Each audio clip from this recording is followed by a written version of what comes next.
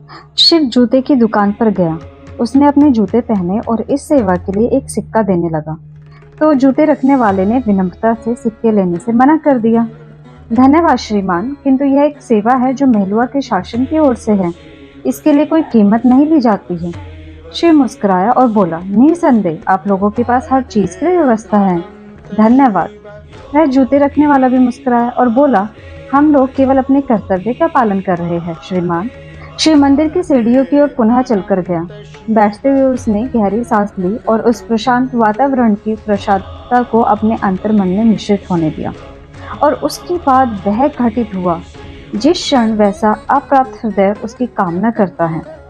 वे पल जो कि भूलने योग्य नहीं थे, जिसके लिए एक आत्मा अपने पूर्ण जीवन की विशुद्ध यात्रा की कामना करती है। दूसरा यह है कि ईश्वरों के षड्यंत्र के बावजूद बहुत ही कम ऐसे भाग्यशाली व्यक्ति होते हैं जो ऐसे पलों का अनुभव कर पाते हैं। वह पल जब वह उनके जीवन में प्रवेश करती है। घोड़ों को दक्षता से चलाते हुए एक रथ पर सवार होकर उस आंगन में आई, जबकि उसकी साथी जंगले की छड़ को उसके बगल में पकड़े हुए खड़ी थी। यद्यपि उसके काले बाल जूड़े में शालीनता से बंधे थे, तथापि कुछ धृष्ट लटे वायु के थपेड़ों से मंत्रमुग्ध करने वाला कथक नृत्य कर रही थी। उसकी भेदनीय चुंबकीय नीली आंखें और कान से कलाकृति सी त्वचा देवियों की ईर्ष्या हेतु आमंत्रण देने वाली थी। उसका बदन यद्यपि गंभीरता पूर्वक लंबे अंग वस्त्रम से ढका हुआ था, उसके बाद भी वह शिव की कल्पना को ज्वलंत कर गया कि उसके नीचे छिपा हुआ आलेख और सौंदर्य कैसा होगा। जब उसने अत्यंत ही दक्षता से पैतरेबाजी करके रथ को वाहन पड़ाव में खड़ा किया, तो उसका त्रुटि रहित मुख ध्यान केंद्र का चित्रण था। वह पूर्ण रूप से आत्मविश्वास से भरी रथ से उतरी। वह प्रशांत आत्मविश्वास था जिसने अहंकार की ओर चलने वाली कुरूप दूरी नहीं चली थी। उसका चलना मर्यादित था, जो देखने वालों को सीधे तौर पर बता रहा था कि वह विलग्न थी किंतु शीतल नहीं। शिव ने इस प्रकार घूर कर देखा जैसे कि बरसात करने वाले बादलों को मरुस्थलीय भूमि देखती है। मुझ पर दया करो हे देवी, मेरा अब भी मानना है कि अपने शेष अनुगामियों को छोड़कर इस प्रकार अलग घूमना बुद्धिमानी नहीं है। उसकी सहयात्री ने कहा। उसने उत्तर दिया, कृतिका, क्योंकि यदि दूसरों को विधि व्यवस्था के बारे में पता नहीं है तो इसका अर्थ यह नहीं होता कि हम भी उसकी उपेक्षा करें। भगवान राम ने स्पष्ट रूप से कहा था कि एक पवित्र स्त्री को वर्ष में एक बार अवश्य भगवान ब्रह्मा के दर्शन करने चाहिए। मैं उस विधि का उल्लंघन नहीं करूंगी, चाहे अंग रक्षकों को उसकी कितनी भी असुविधा क्यों ना हो। उस स्त्री ने इस बात पर गौर कर लिया था कि जब वह शिव के बगल से गुजर रही थी तो शिव उसे घूर रहा था। उसके सुकुमार भौहें आश्चर्य और झुंझलाहट भरे गुस्से से वृत्ताकार होकर ऊपर की ओर उठ गई थी। शिव ने अपना पूरा बल लगाकर अपनी दृष्टि उससे हटाने की चेष्टा की, किंतु उसने महसूस किया कि उसकी आंखें उसके नियंत्रण में नहीं थी। वह ऊपर चढ़ती चली गई और कृतिका उसके पीछे थी। मंदिर के सबसे ऊपर की सीढ़ी पर पहुंचने के बाद वह मुड़ी तो उसने देखा कि बिना जाति सूचक चिन्ह वाला अप्रवासी अभी भी उसे निर्लज की भांति घूर रहा था। मुख्य मंदिर की ओर चलने के लिए मुड़ने से पूर्व उसने कृतिका से कहा, ये असभ्य अप्रवासी, इन बर्बर लोगों में जैसे जैसे सचमुच ही कोई हमारा रक्षक मिल पाएगा।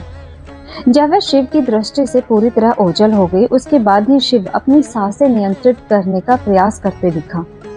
जब वह बड़े प्रयत्न से अपनी वागिमता को संकलित करने का प्रयास कर रहा था, तभी पूरी तरह से आच्छादित और सहायता रहित उसके मन ने एक बहुत ही स्पष्ट निर्णय ले लिया था। अब वह किसी भी दशा में उस मंदिर को छोड़कर जाने वाला नहीं था, जब तक कि वह उसे दोबारा नहीं देख लेगा। वह उन सीढ़ियों पर पुनः बैठ गया। जब उसकी सांस और दिल की धड़कन सामान्य हो गई तो अंततः वह अपने आसपास के परिवेश का अवलोकन करने लगा, जो उस स्त्री की उस हाल की उपस्थिति से प्रतिष्ठित हो चुका था। उसने बाईं ओर उस मार्ग को पुनः देखा जहां से वह मुड़कर आई थी। वह पीपल के पेड़ के निकट खड़े खीरा बेचने वाले के पास से गुजरी थी। अकस्मात ही उस खीरा बेचने वाले ने आवाज लगाना बंद क्यों कर दिया था? वह केवल मंदिर की ओर टकटकी लगाकर घूरता हुआ प्रतीत हो रहा है। चाहे कुछ भी हो, इससे मेरा क्या लेना देना है। उसने रथ के आने वाले मार्ग का अनुसरण किया जहां से वह बाईं ओर मुड़ा था, जो उस प्रांगण में फवारे के पास था।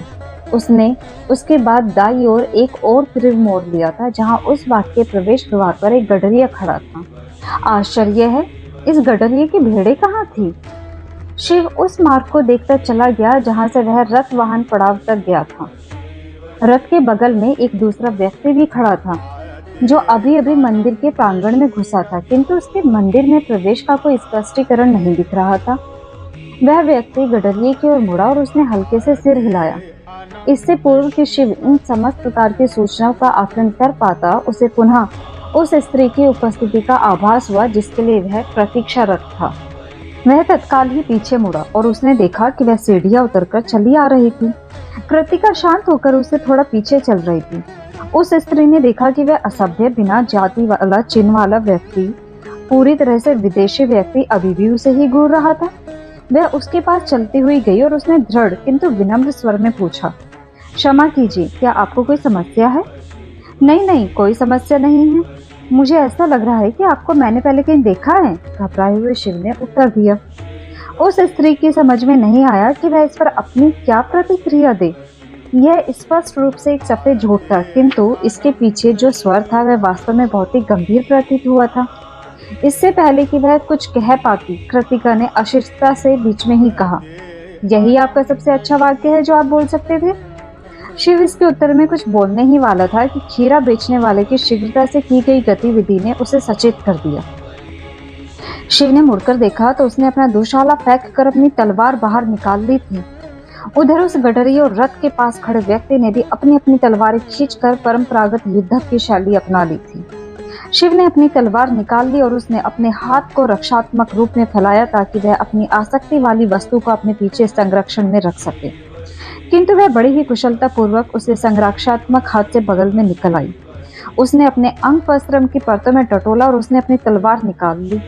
शिव ने उसकी ओर एक पल देखा। आश्चर्यचकित होकर उसने शीघ्रता से और सराहना से एक छोटी सी मुस्कान भी चमकाई। उस स्त्री की आंखों में एक चमक उभरी जिसमें असंभावित किंतु अनपेक्षित साझेदारी की स्वीकृति थी। उसने अपनी सांस भीतर रखते हुए फुसफुसाकर कृतिका से कहा, तुम मंदिर में वापस भाग जाओ, वहीं रहो जब तक कि यह समाप्त नहीं हो जाता।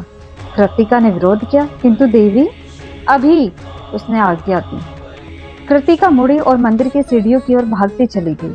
शिव और वह स्त्री एक दूसरे की पीठ के पीछे मान के सुरक्षात्मक साझेदारी की शैली में खड़े हो गए। उन्होंने आक्रमण की दशा में प्रत्येक दिशा पर अपनी दृष्टि रखने की स्थिति बना ली थी। वे तीनों आक्रमणकारी आक्रमण के उद्देश्य से उनकी ओर बढ़े। इस मध्य इन तीनों के दो और साथी पेड़ों के पीछे से निकलकर उनके साथ हो गए। शिव ने सुरक्षात्मक शैली में तलवार को उठाया क्योंकि वह गडरिया उसके काफी निकट आ चुका था। एक और चलते हुए गडरिये को आक्रमण करने के लिए उकसाने के लिए शिव ने अपनी तलवार नीचे कर दी। गडरिये को ऐसा प्रतीत होने चाहिए था कि वह आक्रमण करे तो वह शिव को प्राणघातक घाव लगा सकता था और उसके बदले में शिव तुरंत अपनी तलवार को उठाकर उस पर ऐसा आक्रमण करता कि वह घाव गहराई से उसके हृदय को चीर कर रख देता। इसके बावजूद उस गडरिये ने अनपेक्षित रूप से कोई अन्य गतिविधि कर दी। शिव द्वारा दी गई खुली जगह के आमंत्रण के बजाय उसने शिव के कंधे पर आक्रमण करने का प्रयास किया। शिव ने फुर्ती से अपने दाहिने हाथ को ऊपर उठाया और उस गडरिये की धड़ पर गहरा घाव लगाते हुए तलवार को क्रूरतापूर्वक लहराया। जैसे ही गडरिया पीछे हटा तो एक अन्य आक्रमणकारी दाहिने ओर से उस पर झपटा। उसने कुछ दूरी से अपनी तलवार लहराई। यह कोई अच्छी चाल नहीं थी क्योंकि वह केवल एक सतही खरोंच ही लगा सकता था। शिव ने एक कदम पीछे हटकर अपना बचाव कर लिया और उसके बाद उसने अपनी तलवार को नीचे करते हुए गहरा घाव उस आक्रमणकारी की जांघ में लगा दिया। अति पीड़ा में चीखते हुए वह आक्रमणकारी भी पीछे हट गया। जैसे ही एक और आक्रमणकारी बाईं ओर से आक्रमण करने के लिए आया तो तब तक शिव ने यह समझ लिया था कि यह अपरिचित एवं अनोखे प्रकार का आक्रमण था। ऐसा प्रतीत हो रहा था कि आक्रमणकारियों को पता था कि वे क्या कर रहे थे। वे एक मंझे हुए योद्धा लग रहे थे। वे विचित्र तरीके से टाल मटोल करने वालों की तरह संघर्ष कर रहे थे। ऐसा नहीं लग रहा था कि वे किसी को जान से मारने का प्रयास कर रहे थे, बल्कि केवल घायल करना चाहते थे। वे पीछे हटकर संभल कर लड़ाई कर रहे थे और अपने आप पर भी काबू रख रहे थे क्योंकि बड़ी ही आसानी से वो मात भी खा रहे थे। इस बीच शिव ने बाईं ओर से हुए एक और वार को बचाया और उसने अपनी ही तलवार को उस व्यक्ति के कंधे में बड़ी निर्ममता से घुसेड़ दिया। जैसे ही शिव ने अपने बाएं हाथ से उसे धक्का देते हुए अपनी तलवार निकाली तो वह व्यक्ति दर्द से चिल्ला उठा। धीरे धीरे किंतु निश्चित रूप से आक्रमणकारी थकने के साथ ही घायल भी होते जा रहे थे। वे कुछ अधिक ही घायल होते जा रहे थे और उनके लिए अधिक समय तक यह धावा चलाए रखना मुमकिन नहीं लग रहा था। अचानक दैत्य समान विशालकाय व्यक्ति एक वृक्ष के पीछे से अपने दोनों हाथों में तलवार लिए दौड़ता हुआ आया। वह व्यक्ति सिर से पांव तक काले रंग के फणदार लबादे में वेष्टित था और उसका चेहरा एक काले रंग के मुखौटे के अंदर छुपा हुआ था, जो मुखौटा इंसानी चेहरे जैसे आकार का बना हुआ था। उसकी बड़ी बड़ी भावना शून्य बादाम के आकार जैसी आंखें और शक्तिशाली मांसल हाथ ही उसके शरीर के ऐसे अंग थे जो दिखाई दे रहे थे। वे अपने लोगों को चिल्लाकर आदेश देता हुआ शिव और उस स्त्री पर आक्रमण करने के लिए तेजी से आगे बढ़ा। अपने इतने बड़े आकार के कारण वह बहुत बड़ी फुर्ती से लड़ाई करने में असमर्थ था, किंतु वह इसकी भरपाई अपने असाधारण रूप से दक्ष हाथों से कर पा रहा था। शिव ने कनखियों से देखा कि अन्य आक्रमणकारी घायलों को उठा रहे थे और वापस जा रहे थे। वह फणदार व्यक्ति लौटती सेना की अंतिम पंक्ति की रक्षा हेतु भेजी गई सेना की भांति भिड़ंत कर रहा था। शिव ने देख लिया था कि उस व्यक्ति की टोपी जो फण की जैसी दिख रही थी, उसके कारण उसके बगल की देखना की क्षमता बाधित हो रही थी। यही उसकी दुर्बलता थी जिसका उसका लाभ उठाया जा सकता था। बाईं ओर जाते हुए शिव ने उग्र रूप से तलवार को लहराया, इस आशा में कि वह उसे वहीं स्थिर कर दे और वह स्त्री दूसरी ओर से उसका काम तमाम कर दे, किंतु उसका प्रतिद्वंदी इस चुनौती के लिए तैयार था। उसने पीछे हटते हुए शिव की तलवार की लहर को बड़े ही दक्षता से अपनी दाहिने हाथ से मोड़ दिया। शिव ने देखा कि उस फणदार व्यक्ति की दाई कलाई पर चमड़े का एक कड़ा बंधा हुआ था। उसके ऊपर एक तीक्ष्ण प्रतीक बना हुआ था। शिव ने दोबारा अपनी तलवार को दूसरी ओर से लहराया, किंतु उस फणदार व्यक्ति ने बड़े ही सहज रूप से पीछे हटकर पुनः वार को बचा लिया। साथ ही उसने उस स्त्री के एक कठोर वार को भी अपने बाएं हाथ से बचा लिया था। वह शिव एवं उस स्त्री से एक रक्षात्मक दूरी बनाकर रख रहा था ताकि अपनी सुरक्षा कर सके, और साथ ही वह इन दोनों को इस भिड़ंत में उलझाई भी रख रहा था। फिर अचानक ही उस फणदार व्यक्ति ने भिड़ंत करना छोड़ दिया और पीछे हट गया। वह पीछे हटता जा रहा था जबकि वह अपनी दोनों तलवारें उनकी ओर दिखा रहा था, एक शिव की ओर, दूसरी उस स्त्री की ओर। उसके सभी आदमी पेड़ों के झुरमुटों में गायब हो चुके थे। जब वह भी एक रक्षात्मक दूरी पर पहुंच गया तो वह तेजी से मुड़ा और अपने आदमियों के पीछे भाग गया। पहले तो शिव ने उसका पीछा करना चाहा, किंतु तत्काल ही उसने यह इरादा छोड़ दिया। उसे लगा कि कहीं वे पुनः घात लगाकर आक्रमण की तैयारी में न बैठे हो, यह जोखिम भरा हो सकता था। शिव उस स्त्री लड़ाका की ओर मुड़ा और पूछा, आप ठीक है? हाँ, मैं ठीक हूँ। गंभीर एवं विषादयुक्त भाव से पूछने से पहले उसने सिर हिलाया, क्या आप घायल हैं? कोई गंभीर बात नहीं है, मैं जीवित रहूंगा, बनावटी हंसी के साथ वह बोला। इस मध्य कृतिका मंदिर की सीढ़ियों से भागते हुए आई और हाफते हुए पूछा, हे देवी, क्या आप ठीक है? हाँ, मैं ठीक हूँ, उसने उत्तर दिया, इन विदेशी की कृपा से। कृतिका शिव की ओर मुड़ी, उसने कहा, आपका बहुत बहुत धन्यवाद, आपने एक बहुत ही विशिष्ट महिला की सहायता की है। शिव उसकी बात नहीं सुन रहा था। वह कृतिका की महोदय को निरंतर घूर रहा था जैसे कि वह भूतग्रस्त हो चुका हो। कृतिका को अपने हंसी रोकने में कठिनाई हो रही थी। उस कुलीन स्त्री ने उलझन में अपनी आंखें हटा ली, किंतु विनम्रता से कहा, मुझे क्षमा कीजिए, किंतु मैं दावे के साथ कह सकती हूँ कि हम पहले कभी नहीं मिले हैं। नहीं, ऐसी बात नहीं है, मुस्कुराते हुए शिव ने कहा। ऐसा है कि हमारे समाज में स्त्रियां युद्ध नहीं करती। एक स्त्री होने के लिहाज से आपने अपनी तलवार का संचालन बहुत ही अच्छे तरीके से किया है। अबे यार, यह तो मुंह से सब गलत बात ही निकल रही है। क्षमा कीजिए, उसने थोड़ा युद्धक शैली वाले स्वर में कहा। स्पष्ट था कि वह एक स्त्री होने के लिहाज से वाली टिप्पणी से अप्रसन्न थी। एक गवाह होने के नाते आप भी काफी अच्छी लड़ाई कर लेते हैं। काफी अच्छी? अजी, मैं तो एक असाधारण तलवार का लड़ाका हूँ। क्या आप कोशिश करना चाहेगी? अबे यार, ये क्या हो रहा है? मैं क्या बते जा रहा हूँ? इस प्रकार तो मैं उसे प्रभावित कभी नहीं कर पाऊंगा। उसका वही असंबंधित एवं उपेक्षापूर्ण भाव उसके मुख पर उभर आया। मेरा आपके साथ द्वंद्व युद्ध करने का कोई इरादा नहीं है विदेशी। नहीं नहीं, मुझे गलत मत समझिए, मेरा भी आपसे द्वंद्व युद्ध करने का कोई इरादा नहीं है। मैं तो बस इतना कहना चाह रहा था कि मैं तलवार से युद्ध करने में काफी माहिर हूँ। मैं कई अन्य कलाओं में भी माहिर हूँ और मेरे मुंह से सभी बातें गलत ही निकली जा रही हैं। वास्तव में मुझे यह देखकर अच्छा लगा कि आप स्वयं ही युद्ध करने की क्षमता रखती हैं। आप एक बहुत ही निपुण तलवारबाज हैं। मेरे कहने का मतलब है कि तलवारबाजी नहीं है। वास्तव में आप बहुत ही अच्छी स्त्री, मुंह ही मुंह में बड़बड़ाते हुए शिव ने कहा। वह उस समय निर्णय लेने का अपना विवेक खो चुका था जब उसकी इसे सबसे अधिक आवश्यकता थी।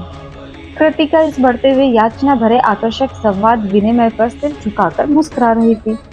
हालांकि उसकी महोदया इसके विपरीत उस विदेशी को इस प्रकार के अनुपयुक्त शब्दावली के लिए प्रताड़ना देना चाहती थी, किंतु उसने उसके प्राणों की रक्षा की थी। वह अपने नीलुआ के व्यवहार के साथ बंधी हुई थी। उसने कहा, सहायता करने के लिए आपका धन्यवाद है विदेशी। मेरा जीवन आपके लिए ऋणी है और आप मुझे कृतज्ञ नहीं कर पाएंगे। यदि आपको मेरी सहायता की आवश्यकता हो तो आप मुझे अवश्य कहें। क्या मैं आपसे मिल सकता हूँ? यदि मुझे आपकी सहायता की आवश्यकता ना हो तो भी? हे भगवान, ये मेरे मुंह से आज क्या नाप शनाप निकले जा रहा है।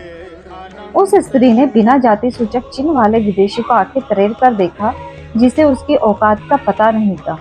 उसने बड़े ही अमानवीय प्रयास से स्वयं पर नियंत्रण रखा हुआ था। उसने विनम्रता से सिर हिलाया और बोली, नमस्ते। इसके साथ ही वह राजसी महिला वहां से जाने के लिए मुड़ गई। कृतिका अभी भी प्रशंसा भरी दृष्टि से शिव को देखे जा रही थी, किंतु जब उसने देखा कि उसका महोदय जाने लगी है तो वह भी मुड़ी और तेजी से उनके पीछे जाने लगी। कम से कम अपना नाम तो बता दीजिए, उसके कदम से कदम मिलाकर चलते हुए शिव ने पूछा। वह मुड़ी और अब वह और भी अधिक गंभीरता से शिव को घूरने लगी थी। देखिए, मेरे कहने का तात्पर्य यह है कि यदि मुझे आपकी सहायता की आवश्यकता पड़े तो मैं आपको कैसे पाऊंगा? शिव ने गंभीरता से पूछा। एक पल के लिए वह शब्द विहीन और दीप्ति विहीन हो गई। उसका अनुरोध उचित जान पड़ रहा था। वह कृतिका की ओर मुड़ी और उसने सिर हिलाया। आप हमें देवगिरी में मिल सकते हैं, कृतिका ने उत्तर दिया। नगर में किसी से भी देवी सती के लिए पूछ सकते हैं। सती? शिव ने उस निराकार नाम को अपनी जीवा पर उतारकर दोहराया और कहा, मेरा नाम शिव है। नमस्ते शिव, और मैं वचन देती हूँ यदि आपको कभी भी मेरी सहायता की आवश्यकता पड़ती है तो मैं अपने वचन का पालन करूंगी। यह कहते हुए वह मुड़ी और अपने रथ में सवार हो गई। कृतिका भी उसके पीछे पीछे रथ में सवार हो गई। कुशलता से रथ को मोड़ते हुए वह अश्व की दुल की चाल में चलाने लगी। उसके बाद वह बिना पीछे मुड़े उस मंदिर के प्रांगण से बाहर निकल गई। शिव उसे अदृश्य होते रथ की छवि को देर तक देखता रहा। जब वह अदृश्य हो गया तो उसके पीछे उड़ने वाली धूल को ईर्ष्या भरी नजरों से देखने लगा, जो इतने भाग्यशाली थे कि उसे स्पर्श कर पा रहे थे। मुझे लगता है कि यह देश मुझे पसंद आने वाला है। इस यात्रा के दौरान ऐसा पहली बार हुआ था जब शिव को मेलवा की राजधानी पहुंचने की उत्सुकता हुई। वह मुस्कुराया और विश्राम गृह की ओर चल पड़ा। देवगिरी शीघ्र पहुंचना है।